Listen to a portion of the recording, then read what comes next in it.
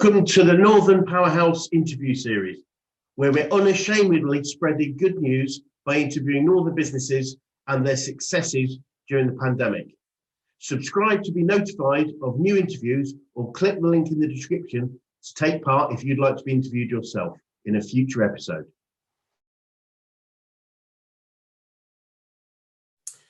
Great, welcome to Northern Powerhouses, our business success story set of interviews.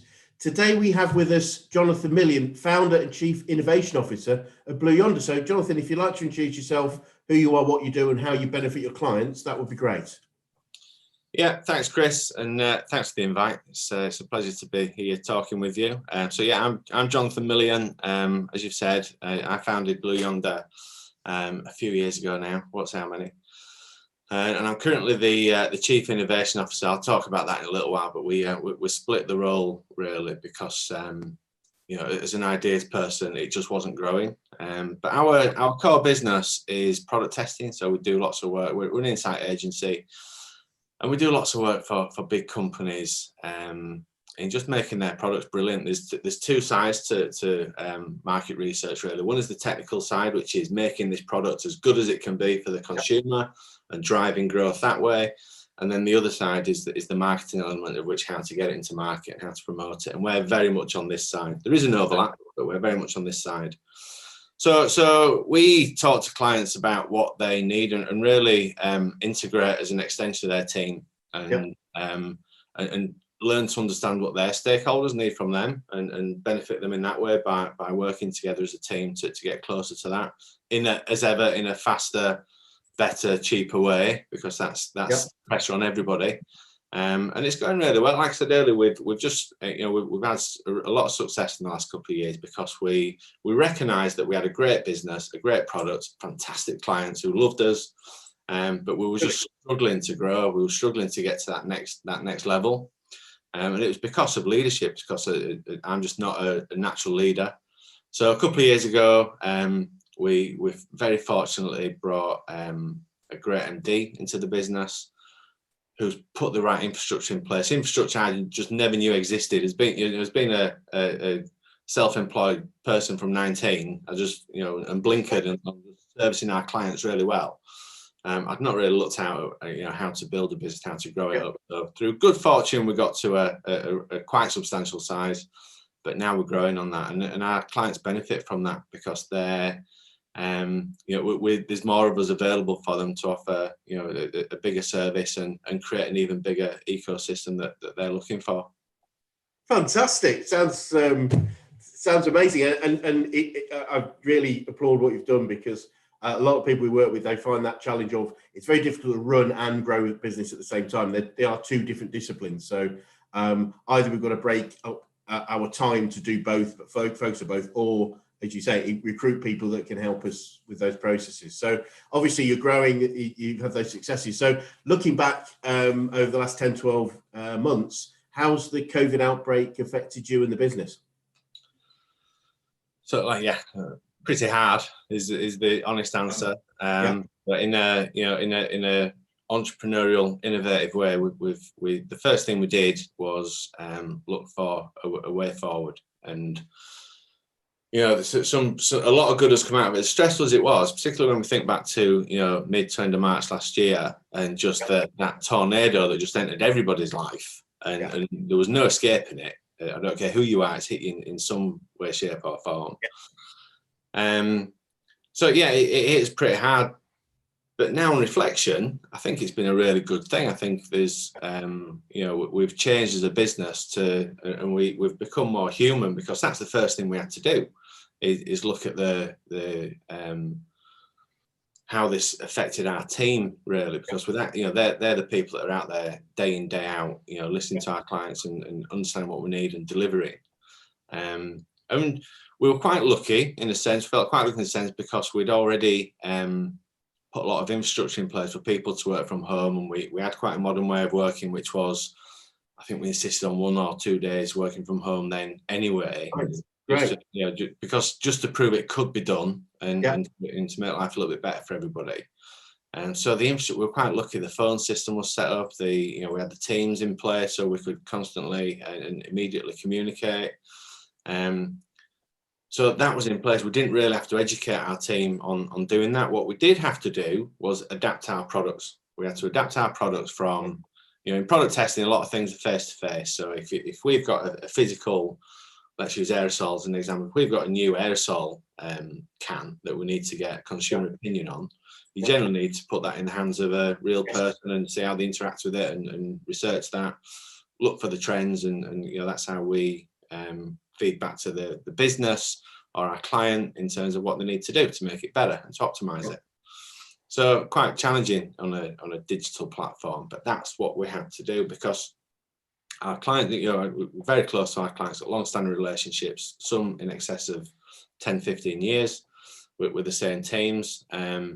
And they have to keep testing because if they don't, it's a formulation-based industry and the ingredients change, and that's why they do this constant testing.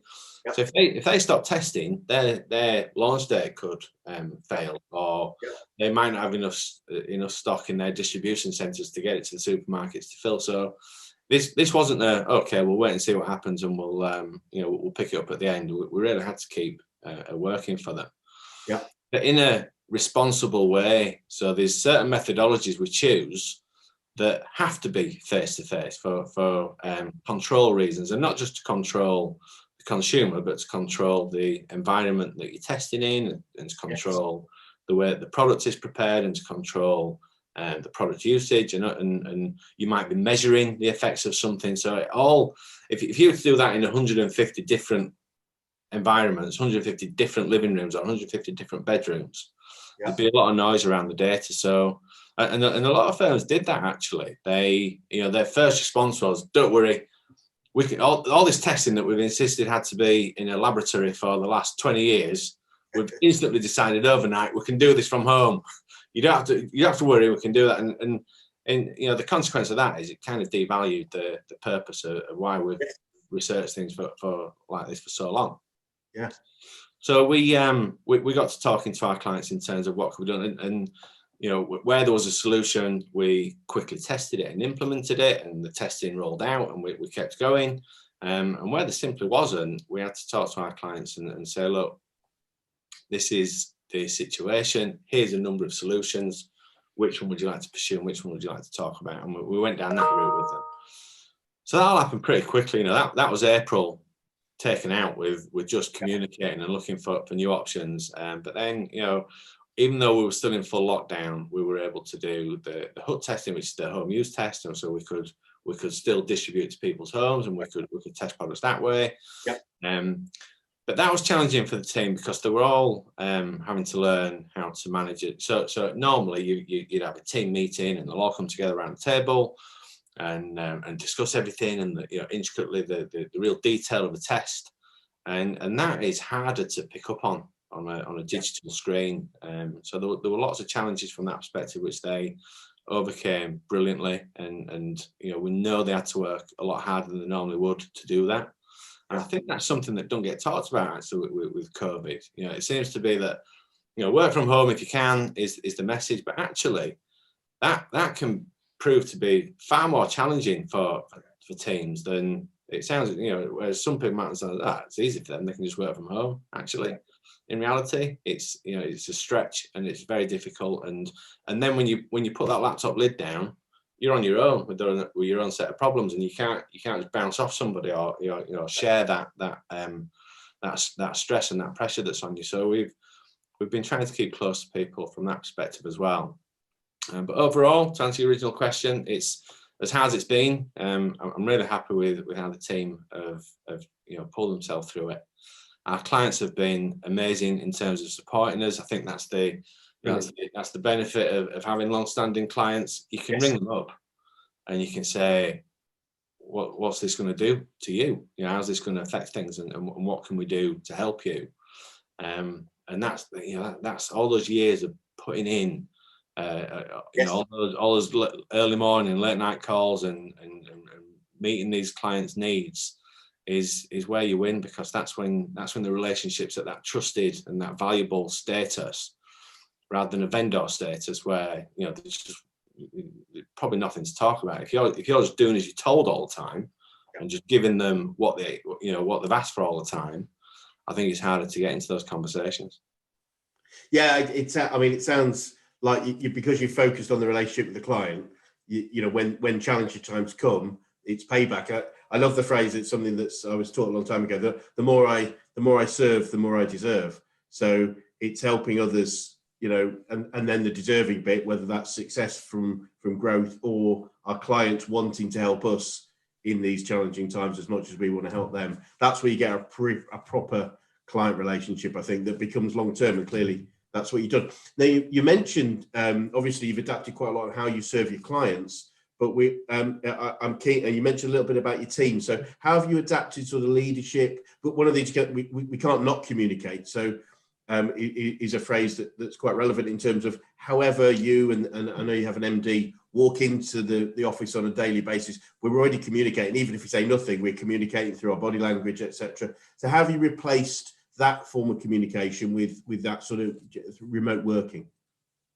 It's a really good question, because it's it doesn't happen naturally. It needs a plan. It needs some thought put behind it, because the easiest thing to do would be to just focus on numbers and let that be the guiding light for change and things that we're going to do. But really, so Richard Heath, who is R&D now, again, we felt very lucky that he joined us just at that time, because he knows how to make a team feel safe, and that's what you had to do. There was so much uncertainty that the entire planet panicked overnight, and you know, we all did, didn't we? And you know, as at the top of the business, you know, I think the sturdier you are up there, the better your chances were. So Richard just started communicating straight away, and total transparency. Just tell people everything we're thinking, everything we're considering, everything that we planning for April, we're planning for May, we're planning for June. He just got it out there, and that really helped people.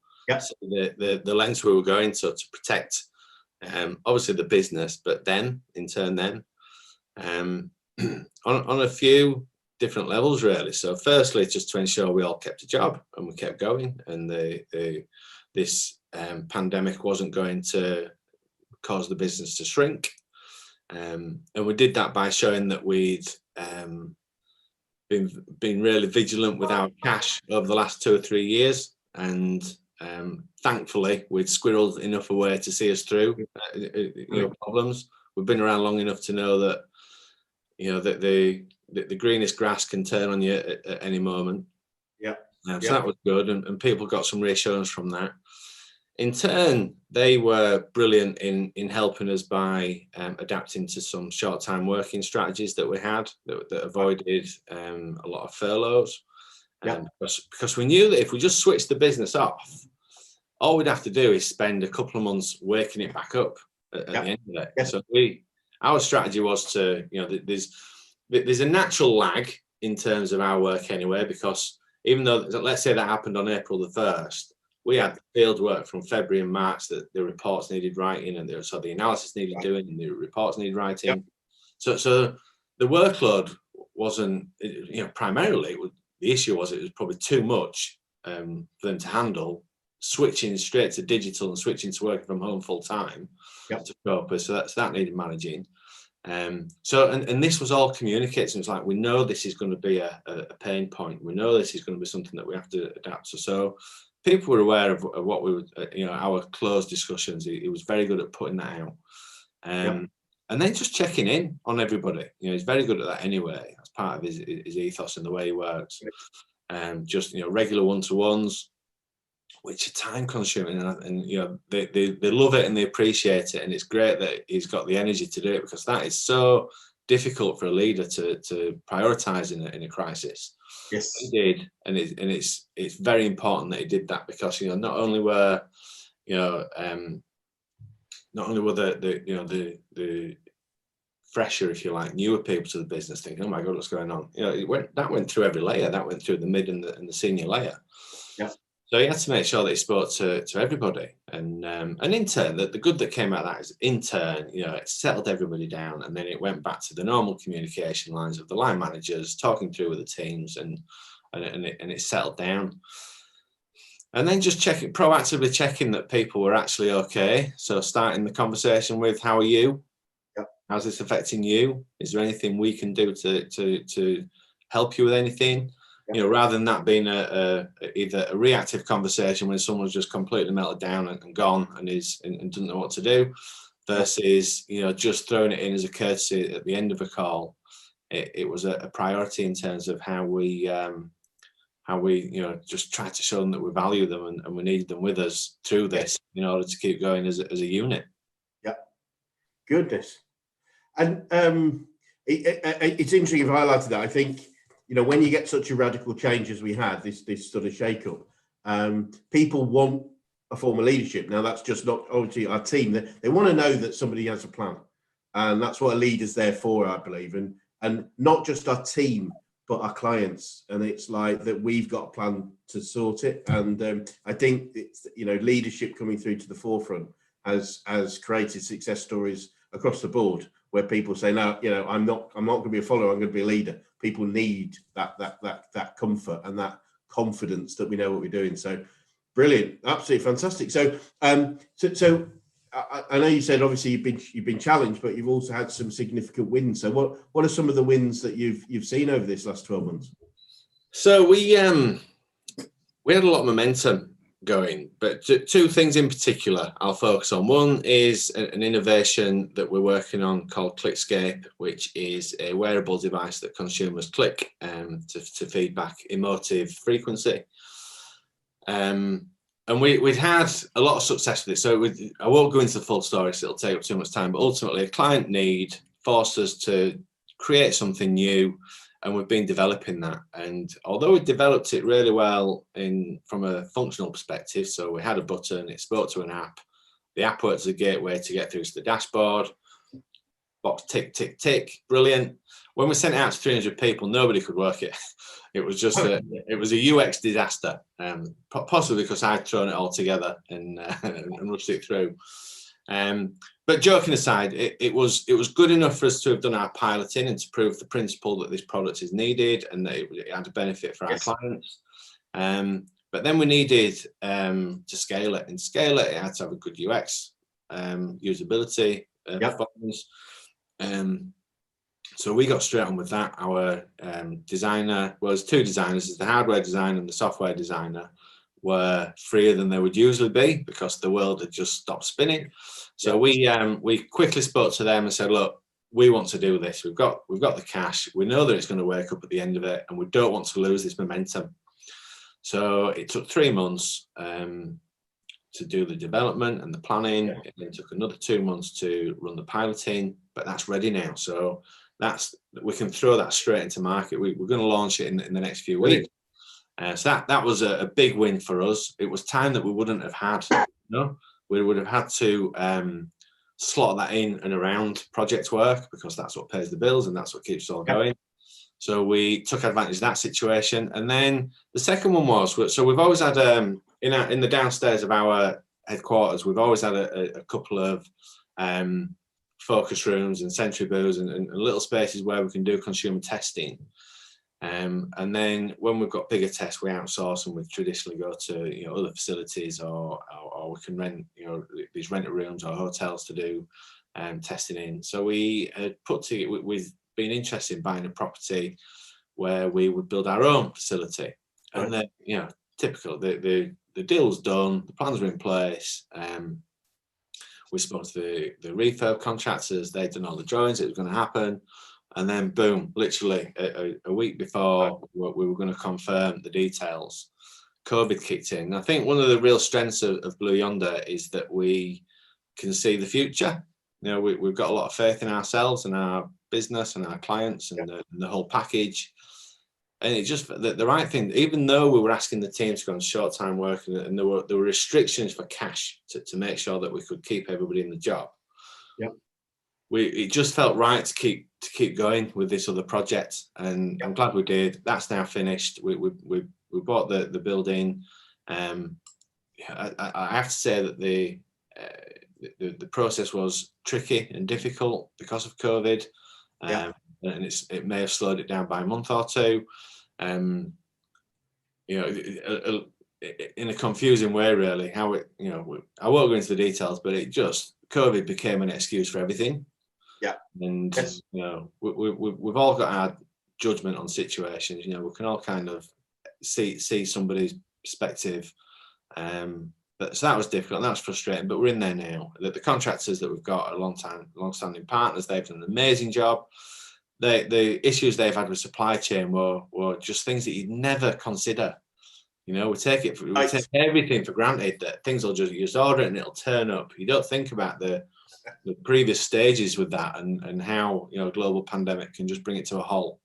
So that's been interesting and improved our knowledge in terms of, you know, the supply chain to most things. But that's great. It's in place. It's ready. You know, we kept talking to our clients. We gave them a launch date. They've been involved. What I love about how we've done this is we've asked our clients what they want it to look like. What do they need? You know, where you go now, what are the issues do you face? You know, what hasn't it? What would you like this one to do better? And so all that insight that we've got from asking our clients where they need more has gone into this facility, and that's that we're literally doing the finishing touches now. So just as lockdown ends, because obviously we can't do face-to-face testing in lockdown, but we can. Yeah. Thanks to a fantastic governing body we've got in market research, the MRS. They've fought really hard to keep face-to-face testing going, obviously in a very safe way with all the, you know, the COVID restrictions. But their point is, you know, this is an integral part of the manufacturing process. If we can't be testing these products, then that slows everything down. So it's a big part of manufacturing, and we've got to do it. So even you know, assuming when this finishes, assuming Leeds goes into Tier 4, we'll still be able to keep testing, which is fantastic. Brilliant. And we've now got this this beautiful facility to do it from. So I'm intrigued. Where's the facility? It's just in Killingbeck, so it's at the entrance to Asda. It's going up the A64. So that was always a problem. Where we are, although it's, you know, our HQ is on Thorpe Park, which is over near the Spa. Okay. Yeah. And pretty easy to find the business park, but difficult to find our unit, as it always is on these things. So you know, we're looking forward to our consumers having an easier trip to just literally pull into Asda, and we're the second building on the left. So it's great. They can, you know, consumers love testing. They love coming in. They give us their time and their opinions, and they get their incentive, and then they can wander off to, you know, there's Asda next door, there's B&Q, there's a full retail part there. Yep. So I think it's going to really improve their experience as well. Because that's what we need. We need happy consumers who are valued and know that they're appreciated. Because if they, you know, that's how we're going to get the rich data and the rich insight from them that we need. You know, if people are just coming through and dragging their heels and feeling undervalued, which is an issue in other parts of our industry, you're just not going to get the information that they would love to give you in the right circumstances. No, I can see that, and as you say, you know, another part of your client base is the testers, isn't it? Is the people coming in to do that. So treating them with the same respect that we treat our other customers, our team is really key. They're the absolute foundation of good research. If you don't get that bit right, the rest of it's just built on sticks, and it comes falling down. No, I get that. It's funny. I shouldn't admit this, but I was part of my degree was statistics, but I really struggled because my brain just didn't process them. So I got as far as I got. Like if you roll the dice, you got a 1 in 6 chance to get the 6, and you got a 1 in 36 chance to get 2 6s. And after that, I was just toast for about 3 years. Till at the end, primarily, you know, for me, statistical testing was just about identifying the right test for the right particular situation, and then it was procedural, so I could get that.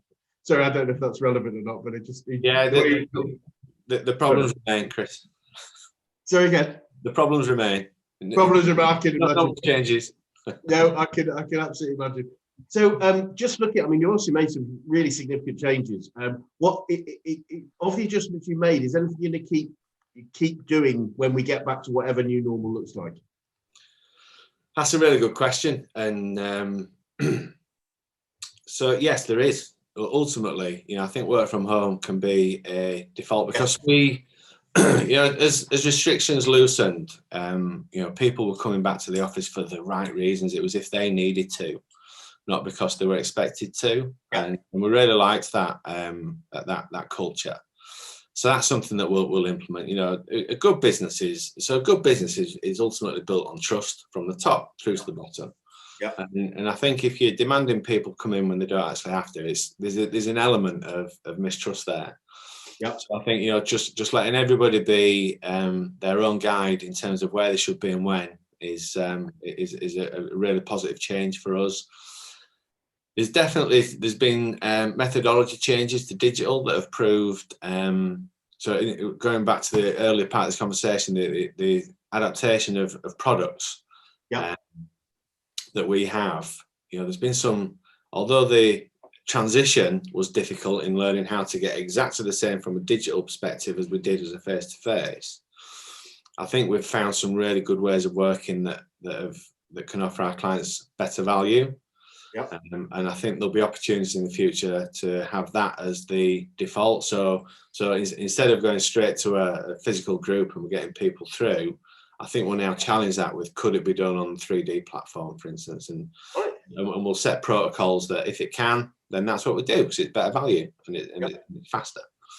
Because that's basically what we're trying to do. You know, what we've learned is there's many ways you can do something faster, better, and cheaper. If you can get one of those, it's good. If you get two of those, it's brilliant. If you get three of those, marvelous. You know, we've learned something, and that's a positive. And then finally, I just think that the transparency that we opened up, I think that's a really positive effect on everybody.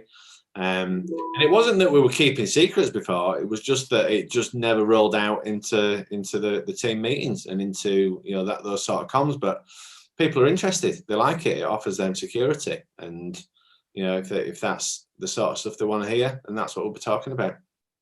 I mean, one of the things I've believed in for a long time is the idea of grown-up conversations, whether that's with your team, with your customers, you know, in a sales environment. It's, let's just talk honestly with two people. Let's just have an adult to have a discussion. And you know, often we keep information from people, our team, from a view of protection. You know, we don't want to worry you, but actually people will you know, a belief is what we put in place of absolute fact. So if I don't know, typically I'll choose to fear the worst than the best.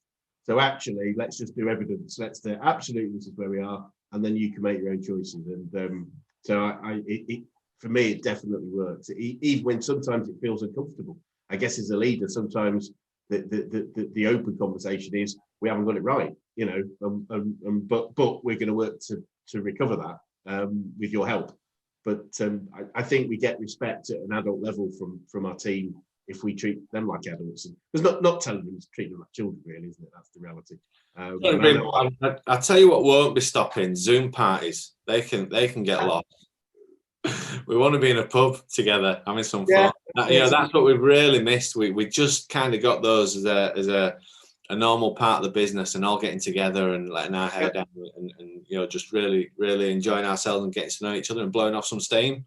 Brilliant. And it's kicked in. So yeah, everyone's just desperate to get out and about and have something to eat, a few drinks. So, well, on that topic, that's obviously one of them. I was going to say, what are you most looking forward to in the new normal when we get back to something like normal? I think that'll be it. Just we've all missed each other. Just human interaction, and you know, and even when you are together, you know, you can't have a friendly, you know, pat or a hug or, you know, celebrate as you normally would.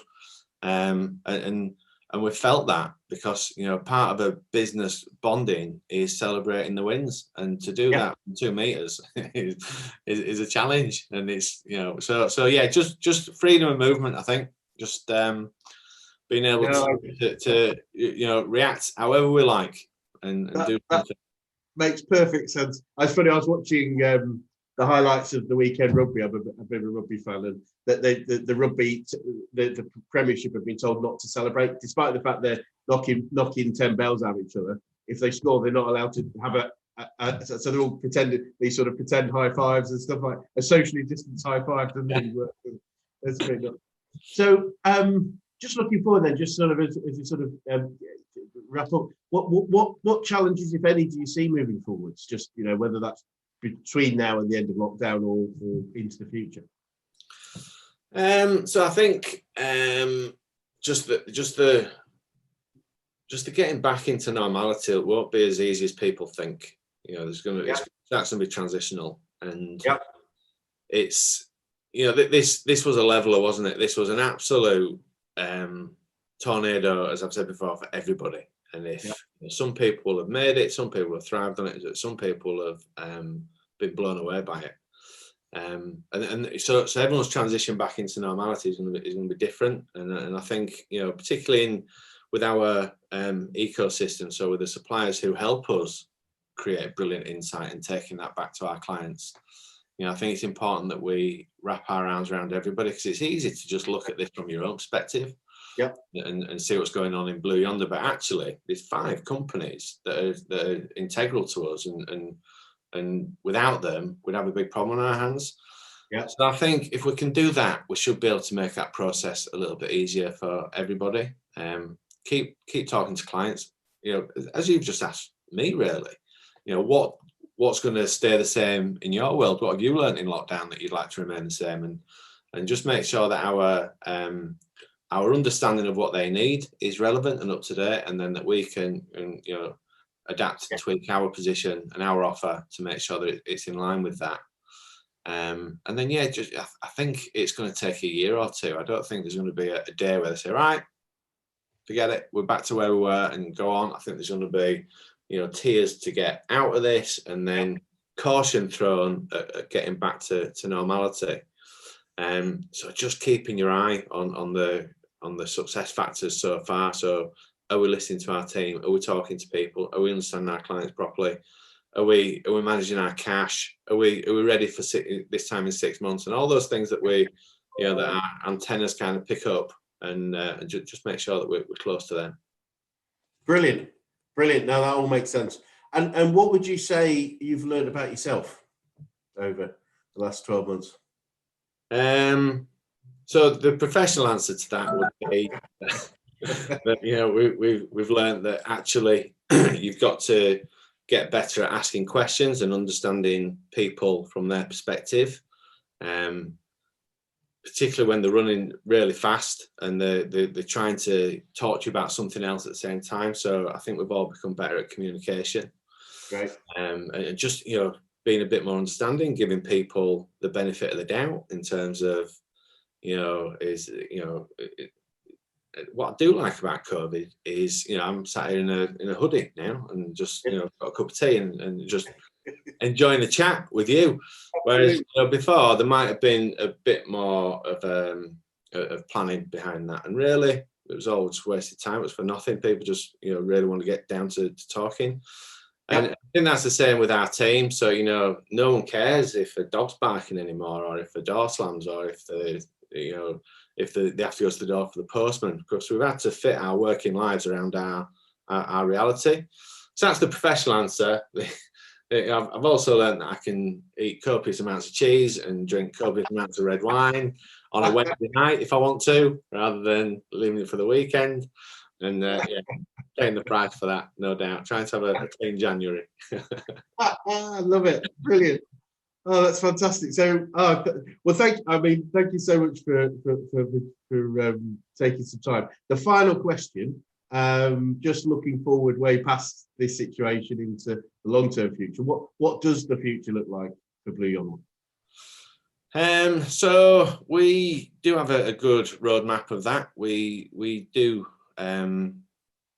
2 types of coaching. So we have personal coaching for our team, and we also have business coaching for our growth. So our next step change is, so we've had this step change from developing our products and our offer, and that's taken us here. The next one really is about adapting that product to fit into new channels. Right. So the next 2 or 3 years for us is, and we've, it's about delivering an end-to-end solution, really. I think clients and brands are looking to save money by not forcing the price down, but by working smarter and getting, one agency to do a little bit more. And so rather than dipping in and out of agency to agency, is there not a reason why we can't ask you to do this? And if I go way back 20 years, that's how we started, by just kind of collaborating all the different processes under one roof. Yep. So I think that's what we'll be focusing on. Just trying, if we can do it, we'll tell people we can do it. It's just important. If you can't do it, tell people you can't do it. But yeah, that's the next 2 or 3 years for us. We hope is we're going to continue to grow, and that's how we're going to do it, with a bit of luck. Wish us luck, Chris.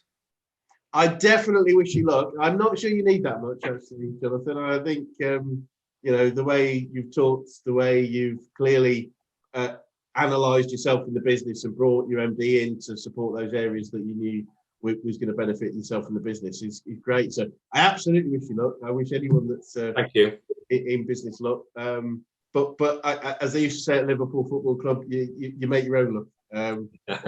What is it? The harder we train, the luckier we get, I think was the actual phrase. I believe in that, actually. Which I do too, and so it's. I mean, luck is great, and being in the right place, at the right time, all those sorts of things. But that probably is also a function of doing more, planning more, being more, if you like, and caring about it as well. Yeah, it's just not just as a process, a tick box, but actually caring about it and following up and doing the difficult elements, not just the glorious elements. Absolutely, I think that's where where it's an overused word, passion. I think, but where passion comes in, where passion and there's a Japanese Venn